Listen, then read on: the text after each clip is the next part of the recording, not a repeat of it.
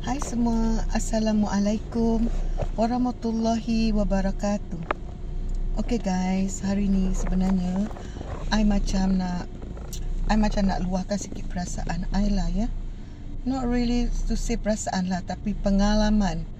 Wow, kata orang, I don't know, sebelum I start cerita pun I dah meremang. Okay lah, banyak sebenarnya I nak kongsikan atau nak luahkan di sini lah. Kan, it's better to meluahkan di sini, betul tak? Okay, I don't know nak start yang berita baik ke berita yang kurang disenangi. Okay lah, let me start this story dulu ya guys. Bagi I lah ya, kalau bagi I, kita peranan sebagai seorang kakak tu, kita harus menunjuk contoh yang loving, you know.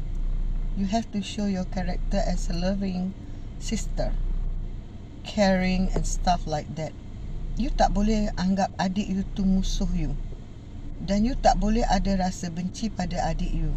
Sebab nama dia pun adik. Tak kisahlah kalau umur you 60 ke, you 70 ke, adik you 50 ke, dia tetap adik you lah. You tak boleh ubah tu. You tak boleh ubah tu. So you punya apa tu kata orang, what do you call, gelaran tu tinggi sebagai seorang kakak ya. Ini I nak kongsi je lah pendapat I kan.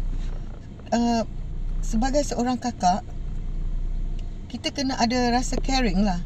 Kita tak perlu peranan kakak tu, kita tak perlu tunggu kita ni macam orang kaya, jadi orang kaya dulu baru kita be a good sister. No, not like that. Kakak ni, peranan kakak, tak kisah you apa kedudukan you, you have to show you punya value. Value diri tu sebagai seorang kakak. Kalau seorang kakak boleh menggunakan guys, kata-kata kesat, kata-kata penghinaan, fitnah, mengumpat pada adik-adiknya, ya, menghata macam-macam, itu sebenarnya adalah satu yang amat merugikan lah pada diri orang yang berkenaan. Amat merugikan.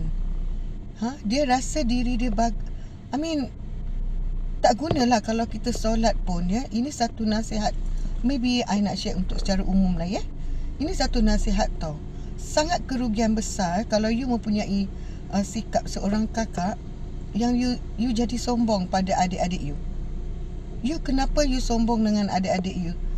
Itu sebenarnya gelaran kakak tu adalah amanah dari Allah supaya kita menjalankan tugas dan memberi contoh yang baik ya pada adik yang bawah dari kita. Contoh. Dan sebagai seorang kakak ni, tidak bererti you dah kahwin, you ada anak, ada cucu, ada cicit, ada apa segalanya, you dah buang status you sebagai kakak dan peranan kakak tu dah tak penting. It's too bad lah, you know, kalau ada orang yang macam tu punya perangai ya guys ya. It's too bad, you know. And then you rasa megah sebab you rasa you have everything. You rasa you ada everything lah. Macam kekayaan, suami, anak, cucu. Itu bukan everything. You bukan ada everything. Sometimes bila you ada benda-benda di sekeliling you macam tu, itu tidak bererti you tu pun ada ilmu.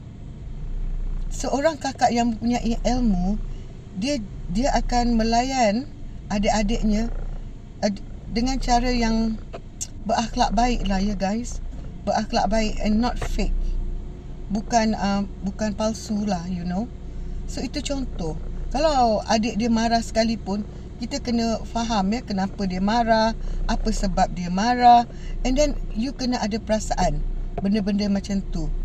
Ya, it's sama dengan kalau kita jumpa orang tu tak sihat, kita bantu dia bawa pergi hospital lah. Kalau orang tu tak ada duit kan, ataupun dalam keluarga, you tolong dia lah. You tak boleh biarkan dia punya penyakit yang bertahun-tahun and then you kata dia sakit. So you dah tahu dia sakit tapi you tak tolong rawat dia. Something like that lah guys. You know, I tak tahu, makin lama I nak cerita macam ni, I dah meremang dulu rumah I. Tapi bagi I lah, satu je I nak share.